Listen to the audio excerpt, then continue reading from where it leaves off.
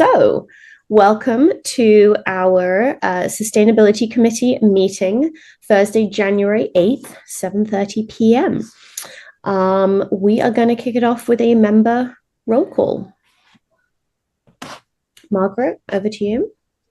Yes, I have down Sarah Rombacher and Charlotte Dolenz, co-chairs. Myself, Margaret Gibbs, and Emily Squires. And absent is Don McIver and John Hagberg. We have guests Jenny Raitt, Kelly Leinema, and Diane Dickerson. I think John will be here shortly. He was running a little late. Great, thanks. And if it wasn't apparent, I'm attempting to facilitate the meeting again tonight. So I shall ask for all of your patience and forgiveness as I try to emulate Sarah's excellent facilitation. All right, we're going to move to minutes to approve. So thanks so much, Margaret, for the excellent minutes as always. We have enough of us here, I think, to make a motion to approve those, right? Yeah. So does anybody want to make a motion to approve the minutes? Hi there. I think I'm on right now. Oh, great. Thanks, Diane. Okay. I'll make a motion to accept the minutes. I'll second. Any comments or feedback to incorporate? All right. So all those in favor,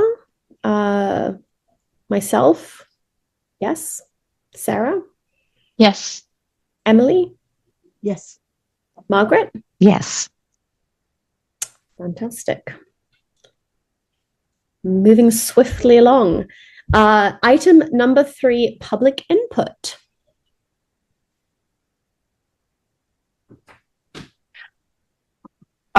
Charlotte, I think John is maybe in the waiting room. Sorry. Okay, I'm promoting John. I also see a phone number in here. I'm wondering if that's Diane, is that you as well, or is that a different phone number? I'm going to push allow to talk just in case it is an additional public member who would like to contribute. I think then that covers us and everybody in the attendance list. All right.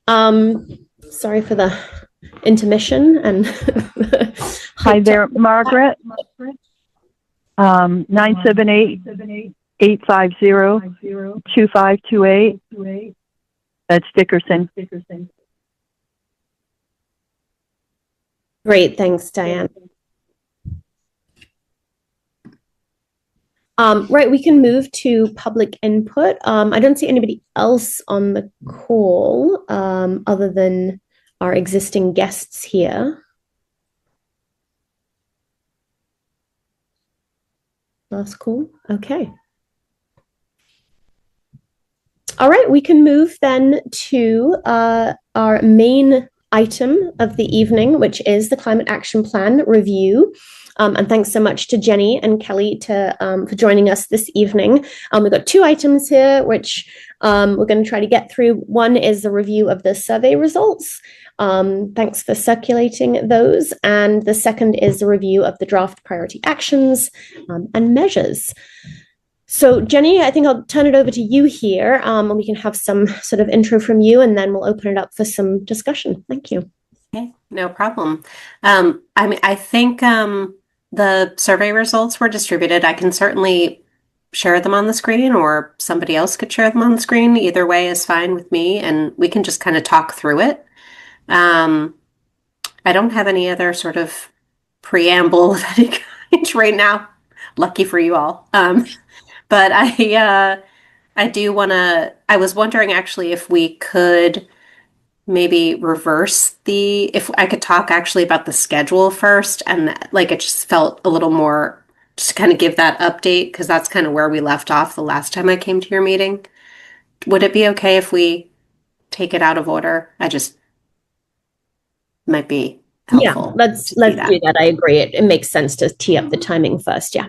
Okay, so the other item that was shared was the timeline, which I think is a little bit different, but more specific than what had been previously shared. For example, I guess you had spoken with Michelle about potentially planning for some sort of public meeting in January. Maybe even that was December. So obviously that was not going to happen in the time that you had intended. But I wanted to kind of go a little bit beyond like you're having a public meeting to explaining kind of the next steps in the process, which is why I mapped this out and shared it with Sarah. So what is going to happen between now and the end of next month is the preparation of the final draft, which is why, of course, we're going to talk about the survey results, but we do want to talk about a couple of other things too, in order to help us to better prepare that. And also Kelly has very ably put together a very nice, the formatting of the draft of the plan that we have right now, that we're going to start working with. And I think that will help us to bring it together as well. But the first step is really that final draft preparation. However, we really do need to get some clarity on particularly, some areas like this, the public engagement, the prioritization of the measures, and filling in some of the gaps around, I think, the implementation of the plan in general. We are aiming now for an early March public review, and we can call it whatever we want to, but I was just using this framing of a resilience forum. And it would align with other efforts that the town has been engaged in related to MVP and other planning processes that I've been told have or are happening, like the hazard mitigation plan, I believe. And we will incorporate all of that into like the final document, of course. So that will then bring us to some point in March, depending upon when we hold that forum and the time it will take us to, process it. Perhaps there will be a meeting with all of you in between. I don't know. That will allow us to then create some final revisions and ultimately draft the plan. You're not Townsend, so I see that Townsend's Townsend is listed here. We won't be providing you with Townsend's plan. Don't worry, that would be so awkward. But we will also then have that kind of committee review and back and forth. And I don't really know what process you were planning or what anything that had been potentially mapped out previously with Michelle. I don't believe you got this far.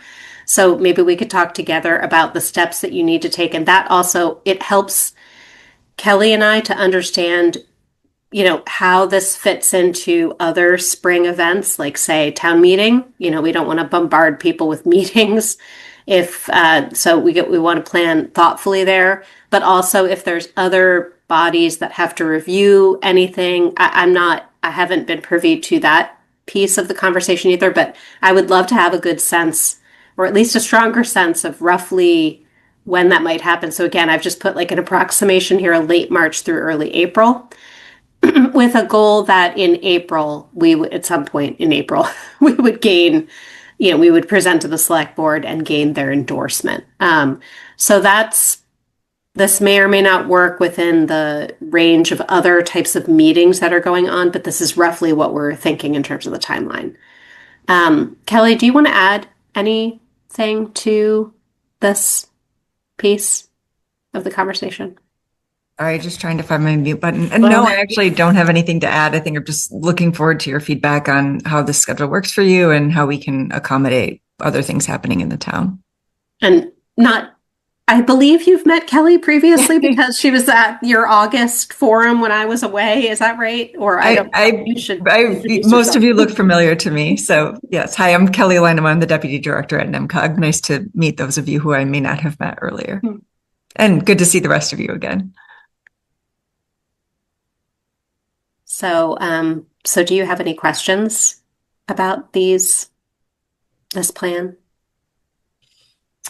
Emily. go ahead. Oh, yes. Thank you very much for pulling this together. I do have some questions about, let's start with number one. You talk about the review of the final draft will focus on technical accuracy, feasibility, and consistency across sections rather than reopening policy debates. I can tell you right now, I have no idea what the draft is going to look like. So how do we know how you're integrating the input that you're getting into a plan?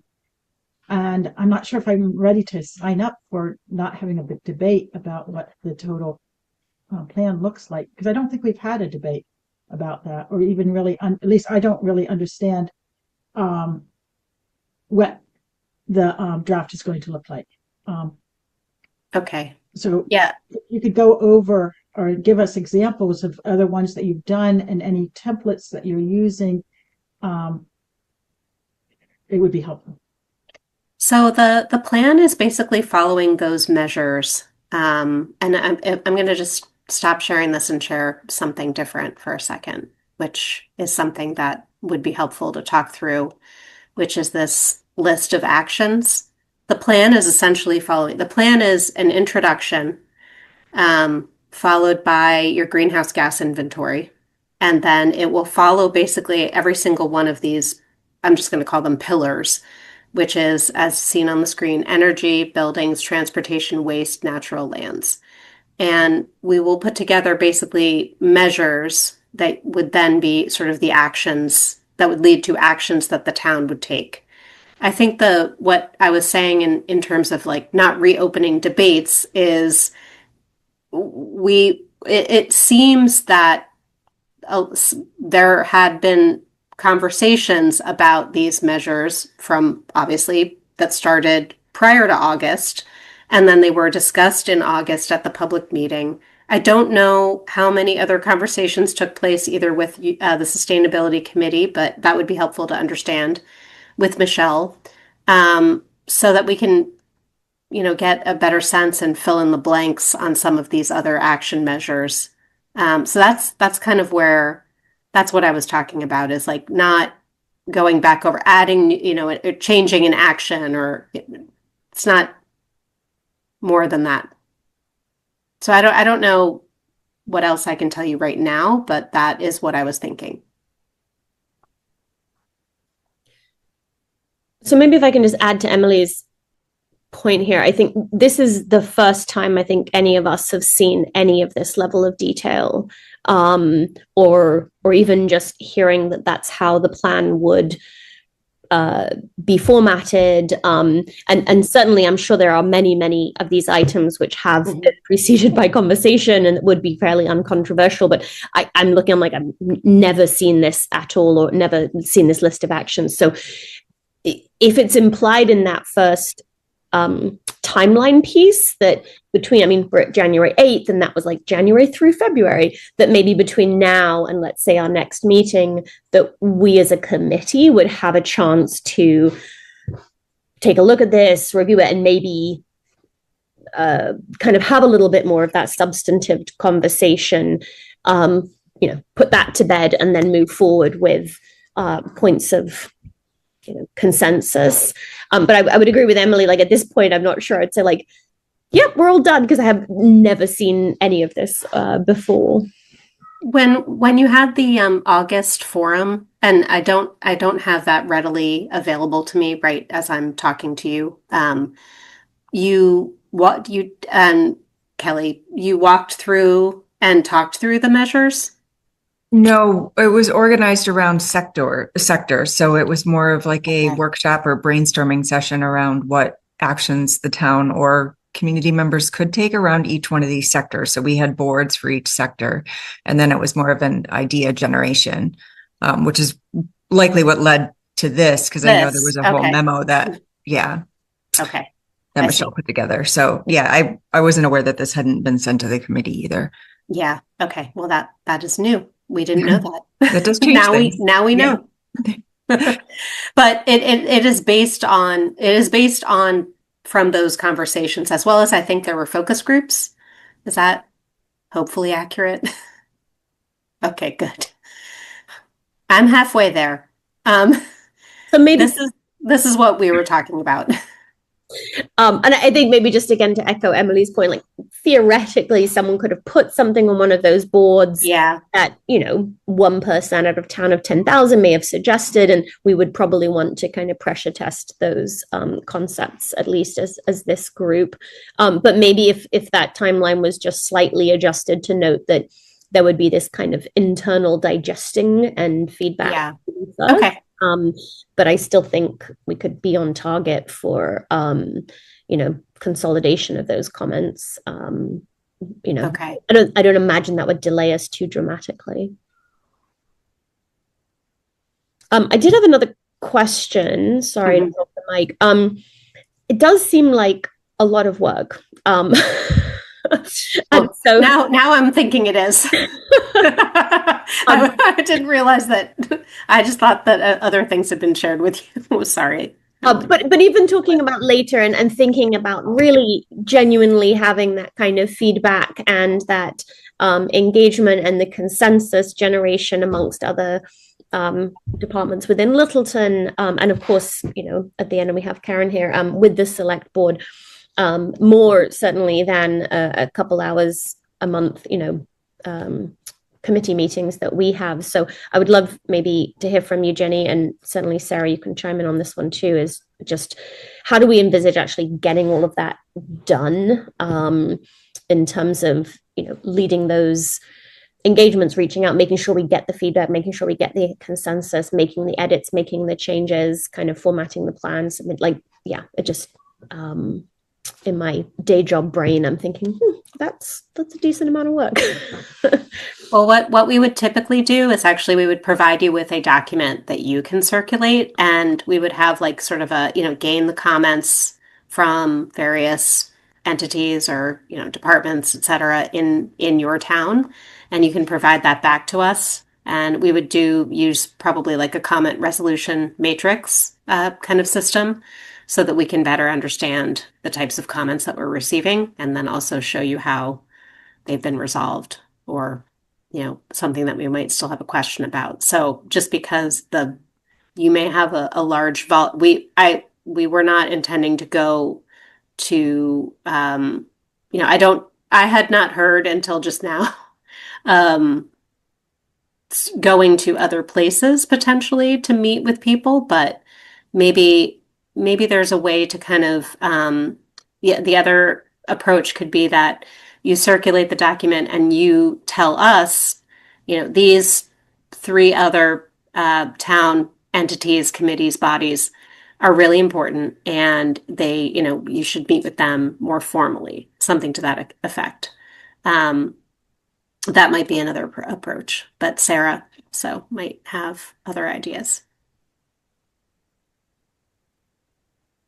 Yeah, I think I guess I have a trying to understand it all, a couple questions. So as far as the committee goes, yeah, if we get that, we can sort of each comment and someone can consolidate those as far as, and then, so you're also talking about getting input from other town departments. And I think we can maybe have Diane help us with that if you're back in the office, Diane.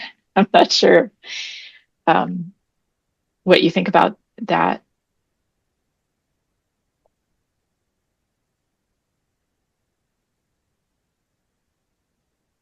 And maybe she's not able to talk right now, but anyway, that's, I think Diane would be our liaison into the town departments and the TA's office. So,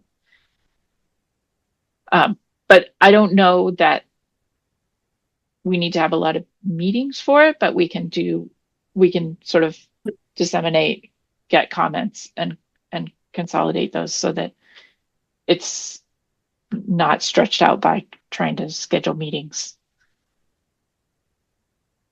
And I guess just to clarify there, so from what Sarah was just saying, and again, I think we've been working ourselves on having like these various outreach platforms. We've been doing a little trying to push out through a few different platforms. But if we are the ones soliciting the feedback, you were saying, Jenny, that you guys would be able to pick through that and kind of consolidate it in a way that, or incorporate it rather in a way that makes sense. Otherwise, we could be sifting through lots and lots of commentary as we get that feedback. I think that's the part that I was thinking about. You know, if we're getting pages and pages, or a lot of different people having that feedback, then the time it would take to really thoughtfully incorporate that into the plan. And I think we talked early on about just the importance of obviously having this be something that everybody is at least aware of, and aware of their kind of part in. So even if maybe they don't have substantive comments, really giving them also the time to digest it versus saying like, hey, here's a document, can you comment in 24 hours? And, we're not going to get obviously a lot of good, meaningful feedback on that.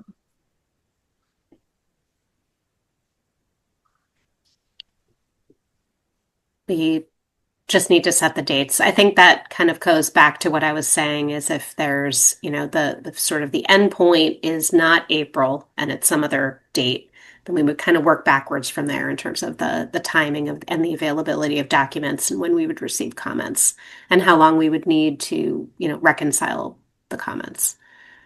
So when is your town meeting in the spring? Did you have yours called yet or no? I could probably find the exact date. I just find that town meeting is usually in the way of these sorts of things. So yeah, I think it's the beginning of May. May 9th. No, that can't be right. I need to add it to my calendar. Oh no, there I found it. Okay, May 5th. Tuesday, May 5th. May 5th. Okay. Mm-hmm. Would it make more sense then to go to the select board after town meeting? It sounds like not April. What are the knock-on effects of that if we are not looking at an endorsement of the climate action plan in May? Are we up against the town meeting in May, Sarah? I guess I don't know the answer to whether, we have talked all along of taking the climate action plan to town meeting to have everyone vote and approve. Maybe someone that knows more about other towns, like, is that an absolute, like, yes, we have to do that? Or do some towns sort of go through the select board and have, it's presented to the select board, the select board says, yes, the town will adopt this plan? Or I think if we do, if we are definitely wanting to take it to a town meeting, I don't see it happening for the May town meeting, just because of the lead time needed to have it solidified in order to have something to present. I'll stop talking and pass it to John. You can jump in. Yeah, no, I think my understanding is this climate action plan will bind us to action, which may include spending dollars and or taking action that would require a town vote to adopt it, right? Like that's my general understanding of what would be in the climate action plan, but maybe I'm off. Can someone just confirm that for me first, that like the climate action plan is both, it sets our intention and then also has some teeth behind it for starting to take action, whereas what we put on the fall town meeting was a commitment from the town that this was an important issue for them. Is that a distinction that we're all making between these two documents? Like the emergency declaration and then the climate action plan? Or maybe I'm mistaken on that. So my rudimentary understanding, although I don't know if Jenny and Kelly have a sense of this, is that when I was looking it up previously, is that if the climate action plan is seen essentially as like one of the other kinds of plans that we have in the community, then it can just be adopted and endorsed by the select board like any other planning or policy document. But to your point, John, if my understanding is if we are actually specifying and that it does have a sort of fiscal appropriation associated with it, or it requires a kind of bylaw change or those sorts of things, obviously I'm going to need to go to town meeting, but I sort of do see them as a little bit separate. So I'm kind of, I guess, I'm answering and asking my question at the same time. Like we could have a climate action plan that was endorsed by the select board at any time. And then as part of the climate action plan, it says, and we need to go and get a bylaw to do blah, blah, blah. And we need to go and get town approval for money for blah, blah, blah. In which case we could do the endorsement and adoption whenever, and then bring whatever actions we need, like as discrete actions to the full town meeting, maybe. That makes sense to me. So if that version is the truth that Jenny, Kelly, you guys are drafting, then the town meeting becomes a moot point in the calendar, other than to not get on people's calendars and get in the way of, if the select board is very busy in April to prep for the May meeting, then I guess back to the question, it makes more sense to target a late May discussion with the select board once the town meeting docket has been cleared off.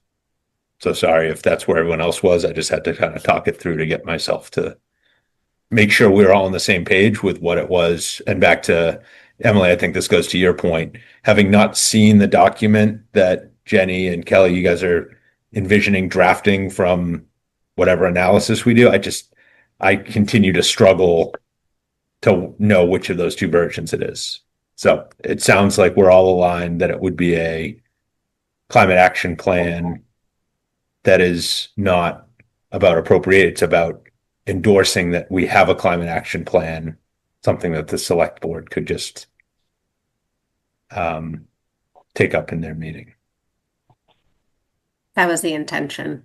Yes. Cool. And so I was trying to avoid select board meetings where there would be, warrant article hearings or something in preparation for town meeting. So thinking that we would wait till after town meeting is over for that, for this conversation to then pick up in at least at their meeting. It's not like it's not happening before that. Yeah. That was the thinking. Yes. Sorry. Thanks for letting me catch up. Excellent. Hello? I see a couple of hands up, lots of hands actually. So Margaret, did you want to chime in? And then I see Karen and Diane both raised their hands, so we'll take a round. Yes, I'm trying to catch up too and understand. So Jenny, are you saying that the climate action plan is not something that we're going to have even discussed at our May town meeting? Is that accurate? Yeah, that was not something that I was planning to do. There is something you could probably still talk about at town meeting. Just because the plan's not done doesn't mean you can't make a presentation about the work, and we can certainly help with a presentation. We could also figure out a way to utilize town meeting, like we've done this before in other communities where, we have a poll or a quick poll, quick surveys or other, materials that could be helpful or educational to, help people better understand what will be in the final document. That's another opportunity.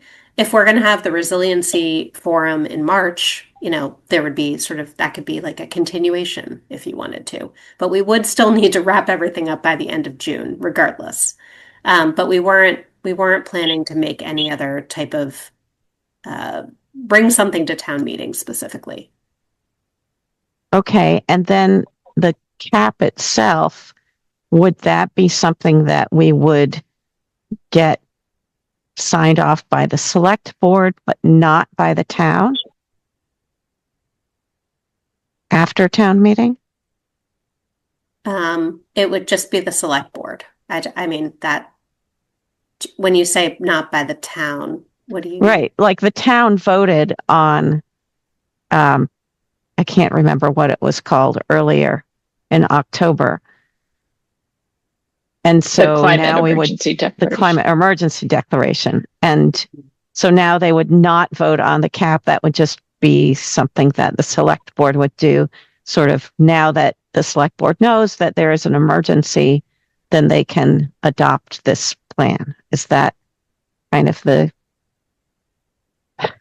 I think you just said it correctly. Okay. Yeah, there was a declaration. It takes me a while. Yeah, it takes me a while to get it. No, Thank you. that was said beautifully. It's like you had a declaration, like a resolution at town meeting, that this is something that the town is committed to. There's probably going to be further actions beyond the climate action plan that will help you to address that emergency. The town where I live, Brookline, did the same kind of thing. We had a resolution at town meeting, but the plan documents don't get adopted by town meeting itself. No, Or, sorry, just to add that the recommendations or the actions that are described in the plan could then be individual components that this committee or the planning board or the select board then brings to town meeting, because town meeting did do the step of declaring climate emergency, the select board endorsed the plan, and now you have more legitimacy in bringing these individual actions forward. But the plan itself is typically just adopted by the select board.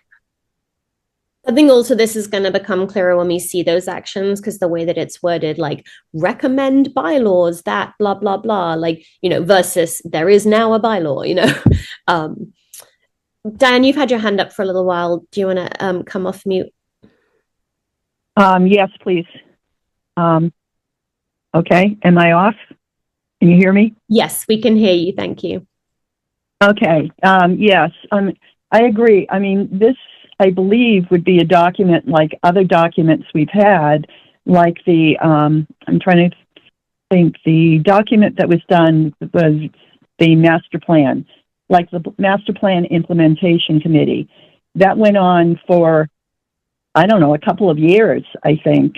And it gets presented. I think the times that town meeting gets involved is when there are changes to things like permitting or changes to bylaws, changes to zoning, anything that's going to involve dollars from the town, or like changes to building permits that, say we go up to the special stretch code kind of thing, or things like that. Those would need to go to town meeting. The climate action plan would have recommendations in it that would be discussed and what are the next steps kind of thing. And to get back to the question, I was trying to get off mute before and it wasn't working very well. But what are the next, as far as when town meeting is, I believe it's the first Monday in May. But I don't believe we would be presenting this to town meeting. We would probably have future meetings with townspeople and residents, showing the movement forward as the climate action plan. Some of the recommendations come to more meat, I guess is the word. May not be the right word, but if you know what I mean, because this climate action plan doesn't have the bylaws that are going to change or the permits that are going to change. It might have recommendations for those things, but it won't have these changes in place. Does that make sense? And also, as far as the select board is concerned, I think the idea would be to share the document with the select board as it's, whatever version it is. But I seriously doubt whatever version it is will be the final version. Again, that's my opinion. I don't know if others agree. That's super helpful, Diane. Thank you very much. Maybe with that in mind, Jenny, and if this works for the NIMCOG team as well, that we could just slightly adjust this timeline to go through maybe end of May. I mean, you said we obviously do have to wrap up by June, so but at least then we know there is a hard stop.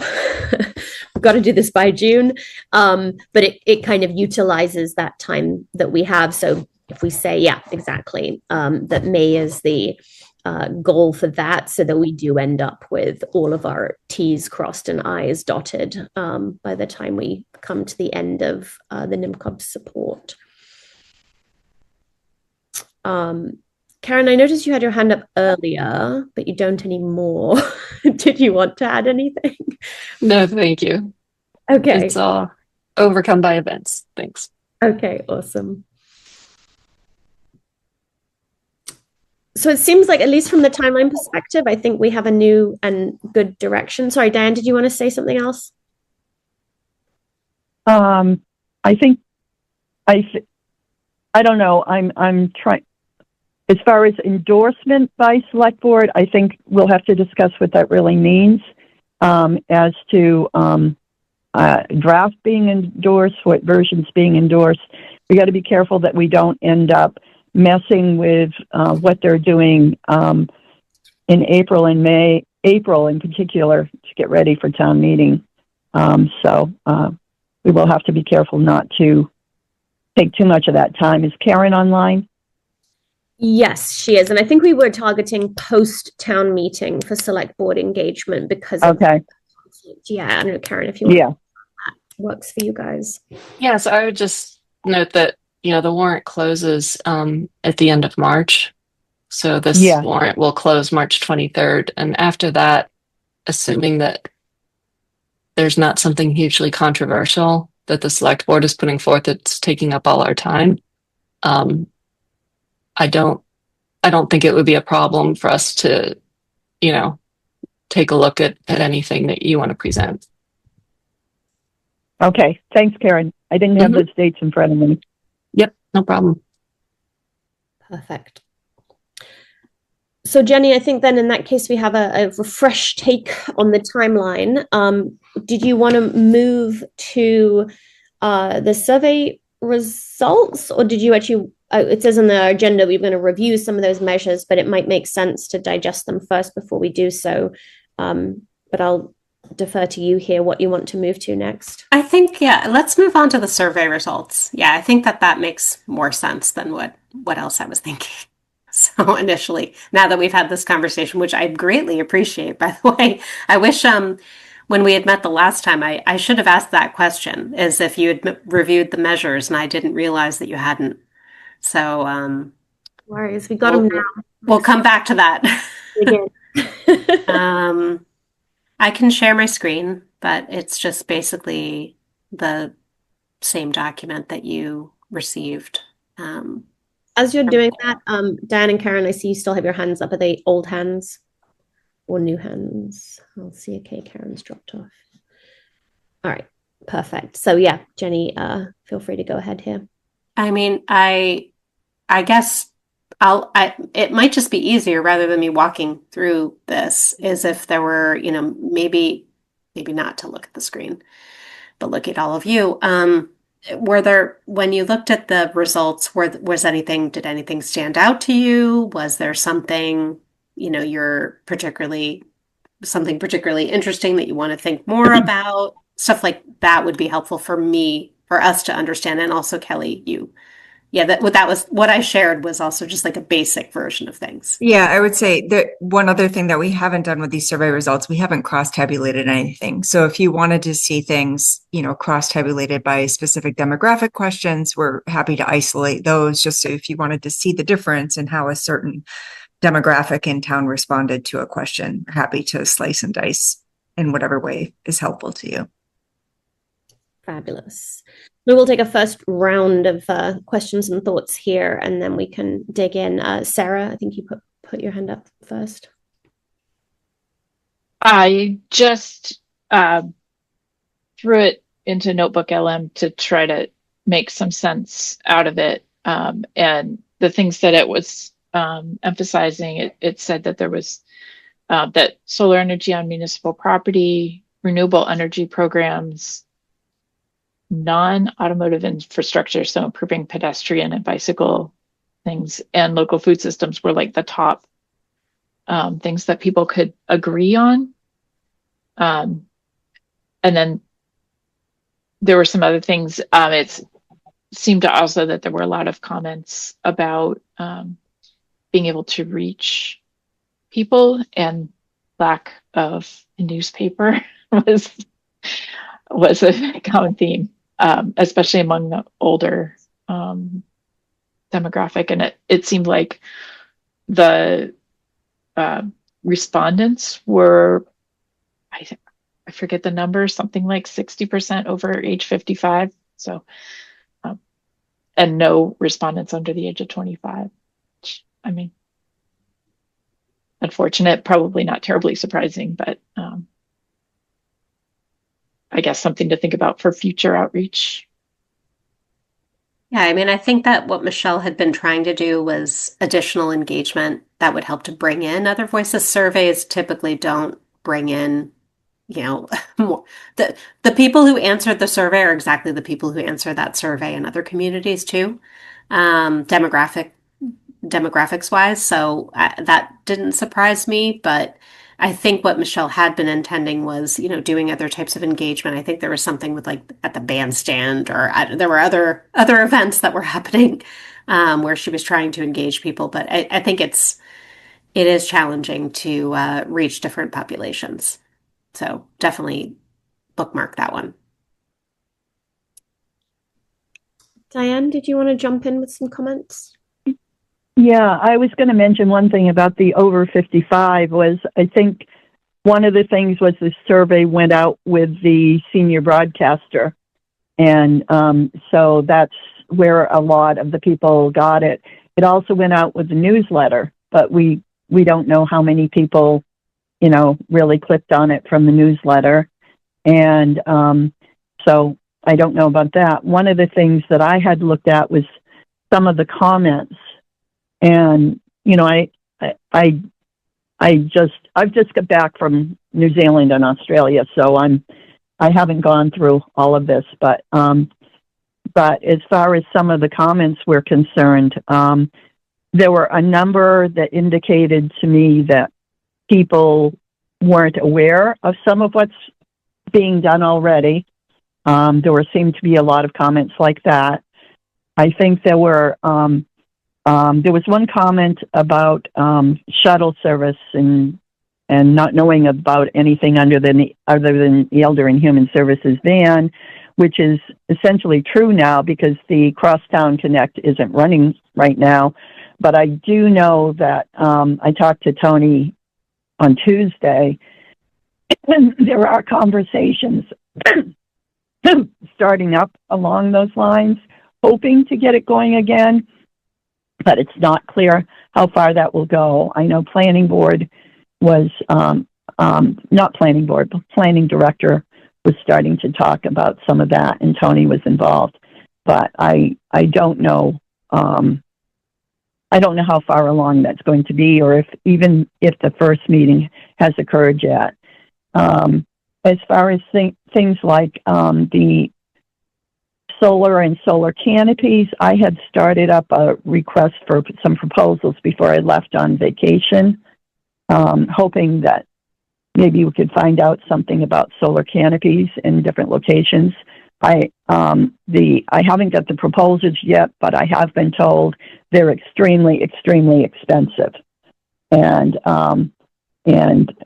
so I haven't got any answers on that yet. And just not sure where any monies would come from, as there doesn't seem to be a lot available, or at least not that I'd seen before leaving on vacation, in terms of grant money that could be afforded in any of those spaces. I had been exploring the possibility about maybe an earmark. I know Mark had talked to me to get the proposals, and that's what I'm hope to have in the next week or so from the vendor. But there were things like that was just questionable, and some of the things, like people were saying they wanted, like the transfer station to be free for recycling and something like that. But to be honest, the recycling costs the transfer station money. And so if there's no money coming in to pay for it, I'm not sure. I mean, obviously we can discuss it with them, but I don't mean to bring up the hurdles, but I'm just saying some of these things are things we'll have to discuss with the department to see if it's at all feasible. But I did see some of those comments that we would have to explore with the other departments. Does that make sense? I don't know if people understand or whatever. Thank you. Wonderful comments. And yeah, I don't know, Jenny and Kelly, if you wanted to respond to that before Sarah jumps in. No, I just think like some of the ways that we're looking at framing the recommendations are both, both like what are the actions that the town can do and what are the recommended actions for residents. Obviously, we can't compel residents to take any actions, but we can make recommendations.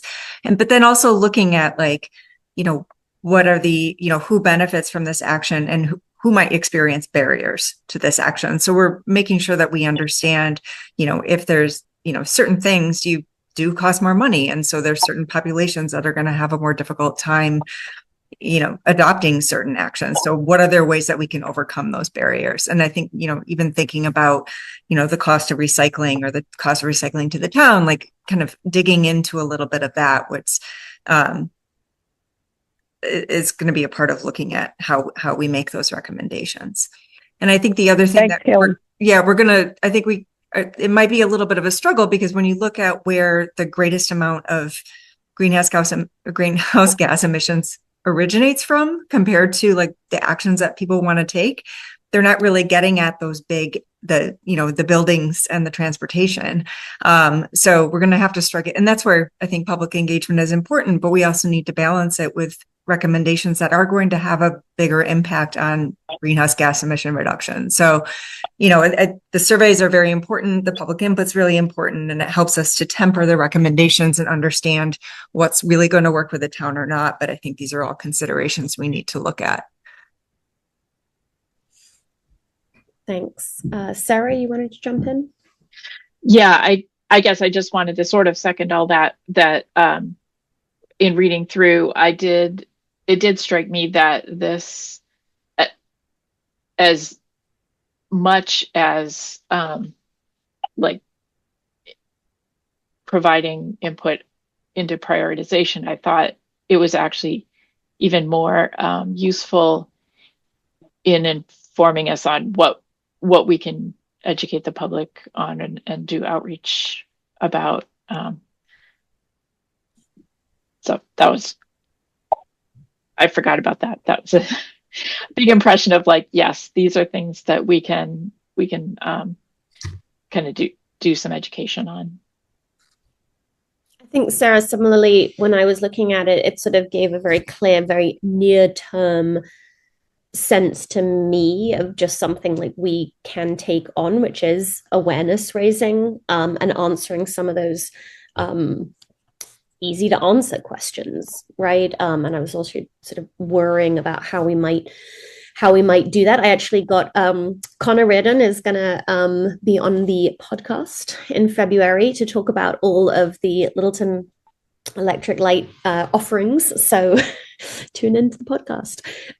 But things like that we can take action ourselves, right, fairly quickly to kind of rectify maybe some of those information gaps. But I did think it was very enlightening to see just the range of comments about how to be reached. There was a lot of people who were like, not just social media. There's a lot of people who don't use social media. And then there's other people who say like, yes, you must, this is the way to go, like a huge range. And then I guess related to that, I'm glad, Karen, you're on here as well, because I think so much of what was in those survey responses seemed relevant, not just to the cap, but actually just this is, these are the issues that come up quite a lot, right? Walking, biking, accessibility, information that I thought were quite relevant and beyond just the cap. I see a couple other hands, John and then Diane. Do you want to go ahead? Yeah. The other thing that struck me from the data was that 60% of folks that responded have done something. So from an excitement of the community, right? Again, and I know it's a little bit of a self-selecting survey in some ways, who's going to answer, but there's a lot of good that we can, as we educate. I just want to continue to focus, and I think Diane, you said it as well, that there are people taking action, and action creates more action. So the more we can focus on that from this survey, the better.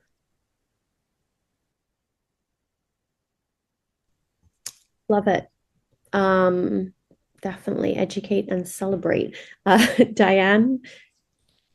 Yeah, it comes back to my comment that I thought there were a number of people that didn't understand, what has been done or weren't aware of what some of is going on, what has been done. I thought it was curious that they didn't know that they could get an audit done by the electric department, for instance, and, some of the things like that. So it's the problem, I think, is that unless people go to the websites and see what's available, they have to go find it. And I don't know how you push it, if you know what I mean. I think that's part of it, is pushing out the awareness of what's there or what's available to people, and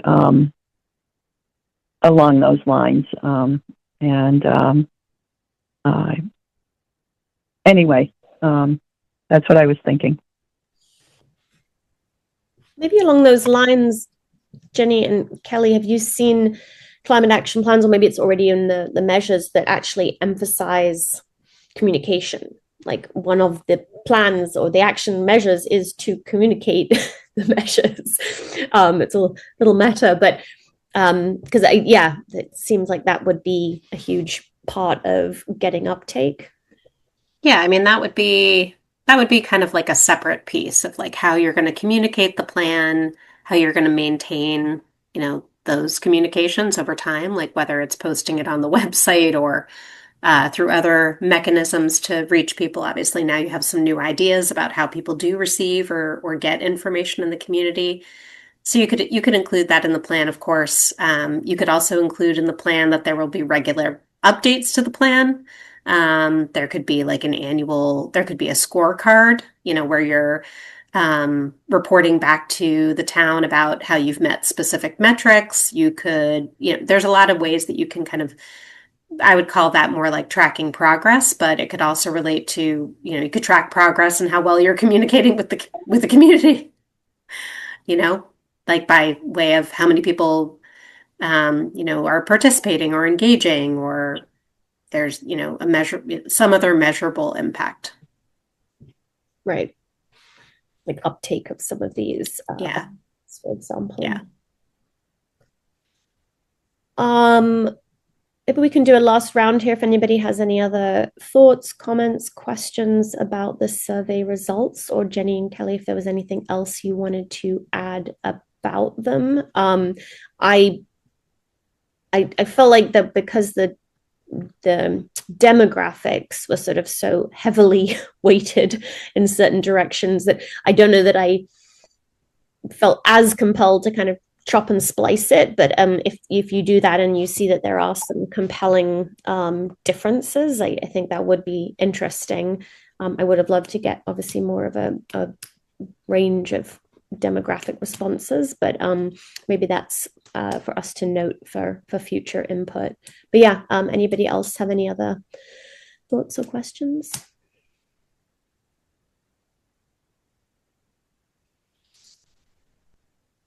Just want to say that, so the survey alongside the August 12th meeting, the focus group meetings, and any other engagement that has occurred so far will be summarized in the plan document.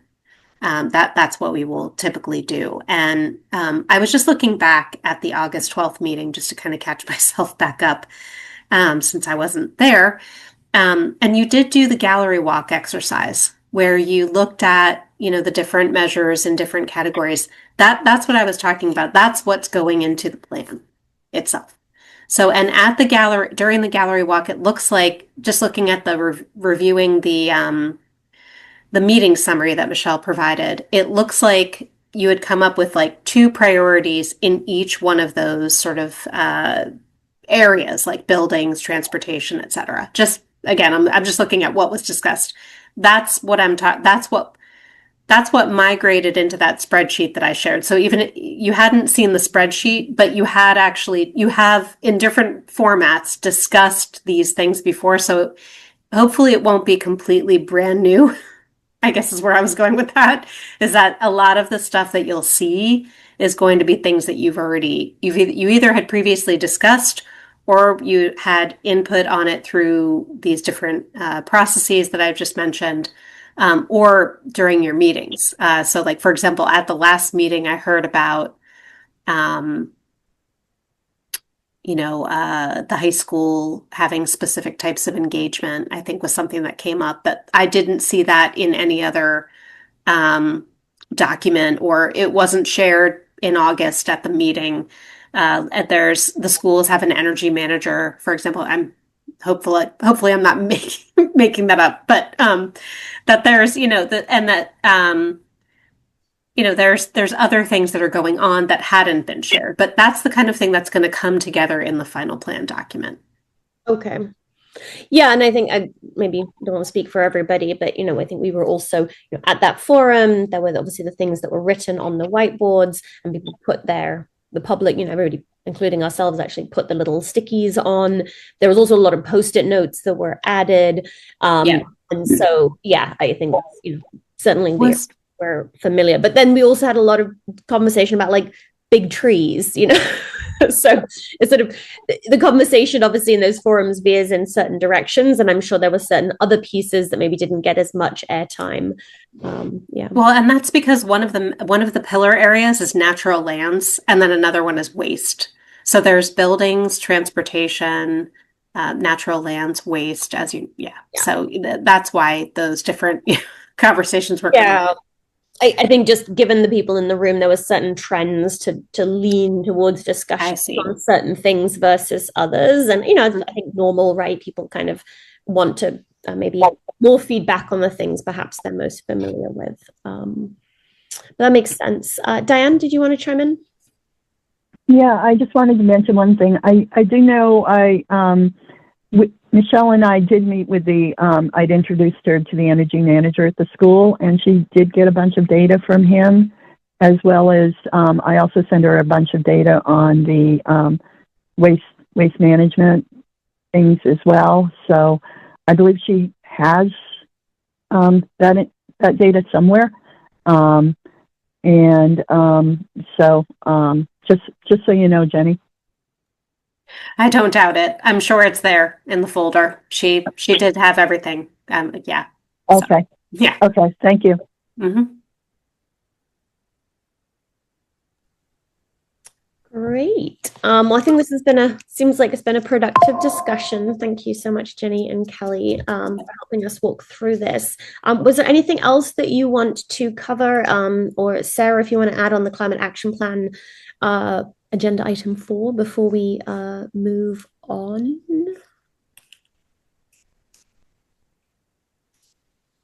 All right, fabulous. So moving swiftly along, and I know we're already an hour in, but the next agenda item was going to be about our social media goals. I can give a little bit of background to this, and certainly Jenny and Kelly, if you want to stay for it, you're more than welcome. But if you also want to drop off, no offense. I am going to drop off, but I will say thank you again. And just remind me of your next meeting. Maybe Sarah and I will follow up separately. Yeah, okay. I'll follow up with you. Thank you very much for the time this evening. I really appreciate it. Great to see you all. You Good to see you here. Bye. Thank you for coming. Thanks. All right, so we can also sort of extend this a little bit to overall communication goals if we want, but looking at the time, maybe I'll try to keep it relatively focused. We have been working on our social media presence over the last, gosh, like 3 or 4 months now, since Mass Energize gave some training to Sarah and myself around how to utilize our social media presence a little bit more. We have the free to us at least, Plannable account, which allows us to schedule Facebook posts, which is really, really handy. And we have access to Canva as well, which just makes designing those posts a lot easier. And so, in addition to us being able to submit that content, Mass Energize also actually prepares content for us. We have the opportunity to approve it. And so you'll see some of the posts that seem maybe a little bit more generic because they are a little bit more generic. Those are the ones that Mass Energize is kind of pushing to our page. We also have the opportunity to go to the back end of that, of our Facebook page and see what's changed. And we have seen, I can screen share if you want, but it's, when you look at it, you can see, have we increased any followers? Have we increased views and engagement, interaction with the pages? And since that beginning of the Mass Energize efforts, we've seen quite a significant increase in traffic to the pages. So more people are viewing, quite like over 200% more. I mean, we didn't start very high in the first place, so take it with a pinch of salt, but we are seeing a lot of additional engagement with the pages. I've certainly noticed that when we post things that are cross-posted or linked to other departments or other groups in town, we obviously do get a lot more engagement. We had quite a few people like and comment on, for instance, the recent posting around the school energy savings. So those are the places that do generally get a little bit more engagement. So I'm posting a lot more, I guess, is the point of all of that. But as I am doing that, and as we're working on that as a committee, it begs the question, why? So this is the question that I wanted to ask to all of you, and maybe just have an initial round of discussion about what do we actually want to get out of this. So I'll maybe pose a couple of questions, and then I'd love to hear from you all, what problem are we trying to solve by being on social media? So if we didn't do anything, would we lose anything? What do we want to achieve with our social media presence that our website or our meetings or other outreach doesn't achieve? Who are we trying to reach? Who are we actually talking to through our social media presence? What do we want in terms of actions? Do we, beyond likes and clicks? What does the engagement look like that we want?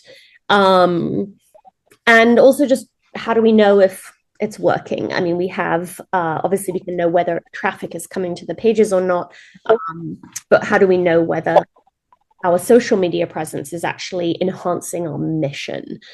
So I'll put those out there.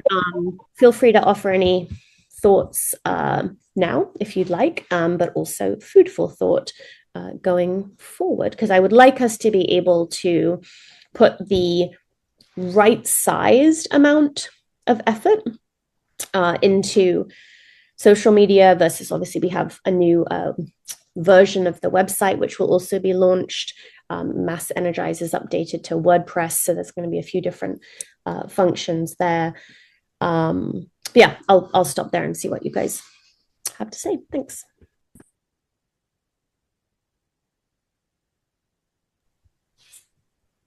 Go for it, Sarah.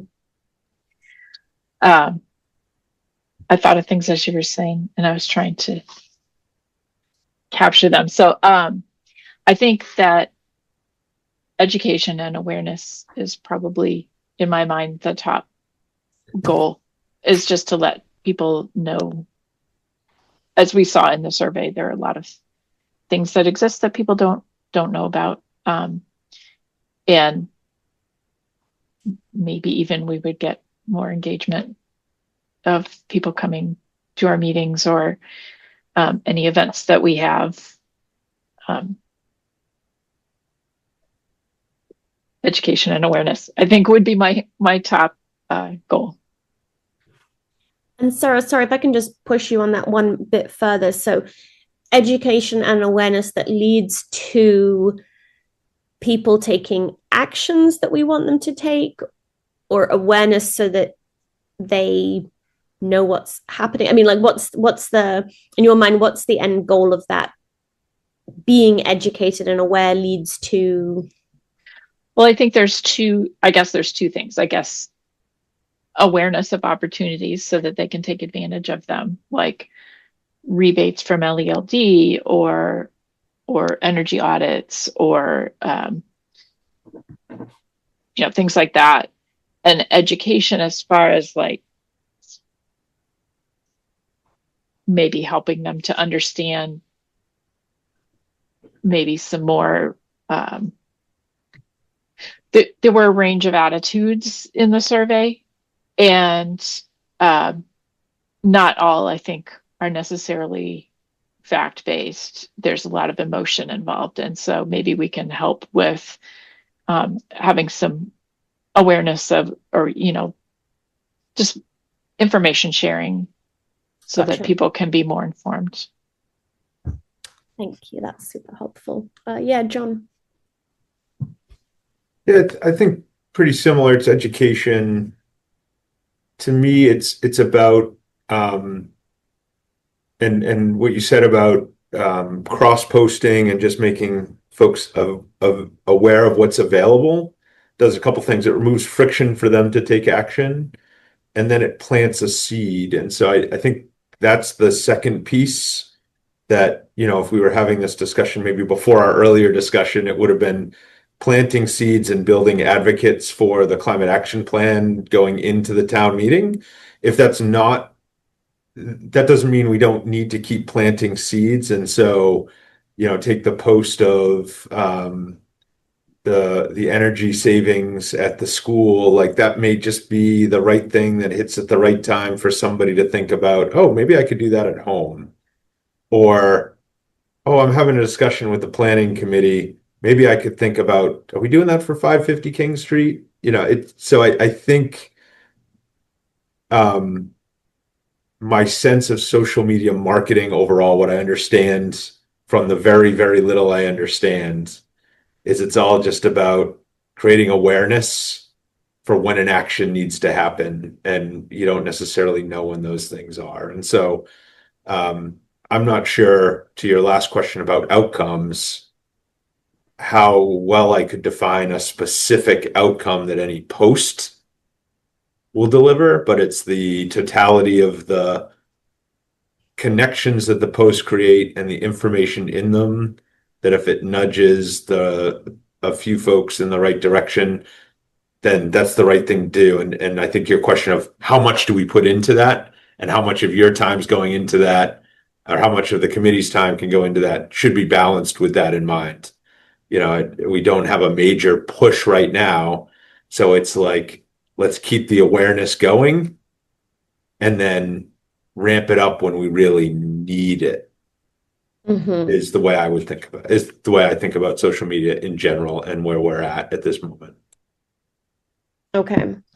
So sort of summarizing there, in addition to the points around just education and awareness of the people that are already following us, building that base so we've got it in our back pocket so that we do actually have reach. I noticed I think the fire department has almost 5,000 followers, which makes a lot of sense, right? The fire department, you want to have them on speed dial literally. But I was thinking, like, that sort of makes sense, right? If you want to put something out there, you've got this base that's then immediately accessible to you. Whereas I'm not honestly even clear, trying to figure out if there's a way to do this, but to figure out, of our 500 some followers, how many still live in Littleton, how many are actually actively engaging with the site versus kind of I guess, archived followers, for example. And using Littleton Fire as an example, like Chief McCurdy was at the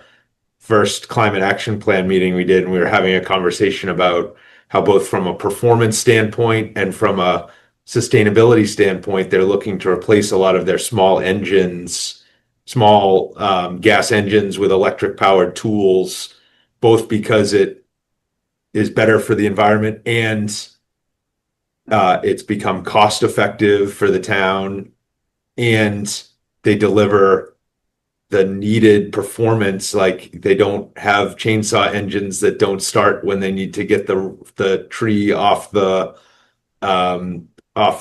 wires because the carburetor's clogged, right? And so those are the type of posts, the cross posts, that how do we source those and like build that awareness? I don't know, like that just is, again, as you said, the cross awareness from the school posts, like that's the stuff that I think the less it can be about us and the more about how we connect things that people are already doing. I just keep coming back to that.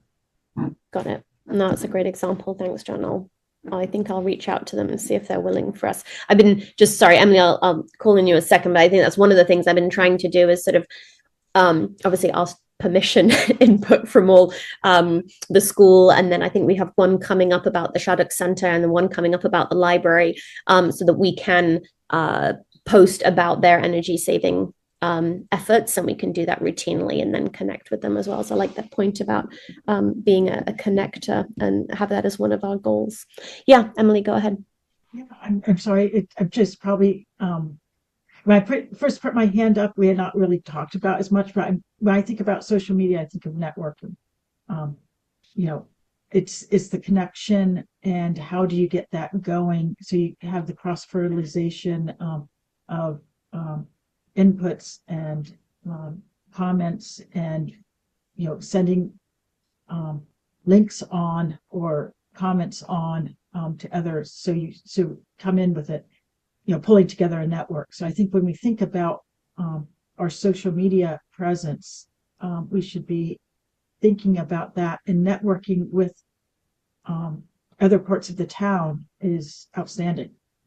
Of how we, how can we do that, and how does it then take off, so that you really end up with maybe a better way of communicating within the town as a whole. So that's all I wanted to mention, but I think a lot of it had already just been covered. Sorry. No, it's a great emphasis. Thanks.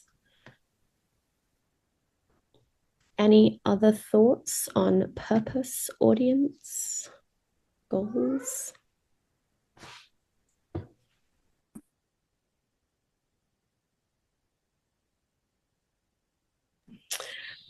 Great. Well, so just maybe on a quick summary, then, education and awareness really coming out strongly. And I think just linked to even our previous discussion, what that means, maybe ramping up a little bit our posts that are very specific to Littleton and the offerings that we have here. Including, for instance, like where to get information, the fact that you can get an energy audit, so on and so forth. And as you said, Sarah, maybe on the educational front, cross-posting or linking to resources, articles, information that might help to educate people about, to help people understand maybe some of these issues in more depth. Just a second, sweetie. Building a base. So for that, I think that the cross-posting, the cross-linking, following others like crazy and getting them to follow us as well. And then that links, I think, to what you were saying, Emily, about networking and making sure that we have that sort of diversity of community members as part of our audience. A couple quick ones on just maybe initially how we can do that. We're going to have the new website, but also I noticed that a couple of the town committees or departments have their Facebook page linked on the town website. So the feed is live as you go to see them on the town website live. So I'm going to talk to Nancy Glencross about getting that for us as well. Again, just kind of driving. If someone looks us up on the town website, and they can immediately see that we have a Facebook page and join that. And there's a few other ways in which we can boost, I guess, our followers. I'm keeping a track on the back. Okay. I'm keeping tabs on the back end dashboard to see which actions we take make a difference. And you can see the most amount of views we had was when we launched the CAP survey, actually. So you can kind of see this huge spike where we launched the CAP survey on our Facebook page. All right, I will take that on board. And then we can also maybe talk offline if you guys have any other recommendations or suggestions for specific posts. Anything else on that? Otherwise, we can move to member updates or new business. All right, so moving swiftly along, member updates and new business. Anybody got anything for us?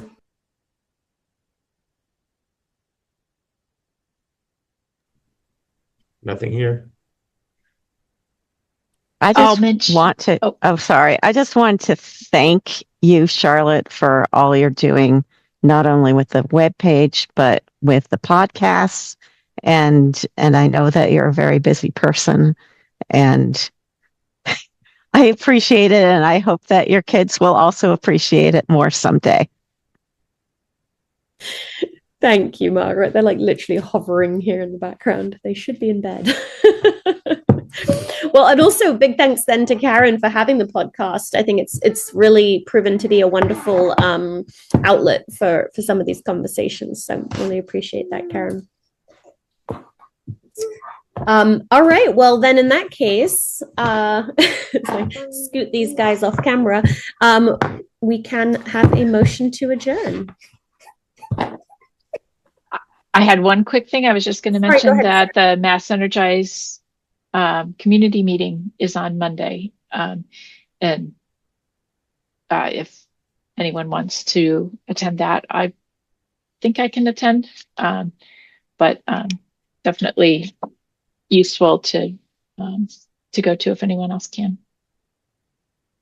And with that, if there's nothing else, then I will move to adjourn. I'll second it. Second. All right, Emily, you in favor? Yes. Margaret? I didn't hear you, but I saw your mouth move. Yes. Yes. Sarah? Yes. And I am a yes as well. Thank you all so much. And thanks so much, Diane and Karen, for joining us as well. Much appreciated. We'll see you all soon. Okay, thank you. Thanks, everyone. What about the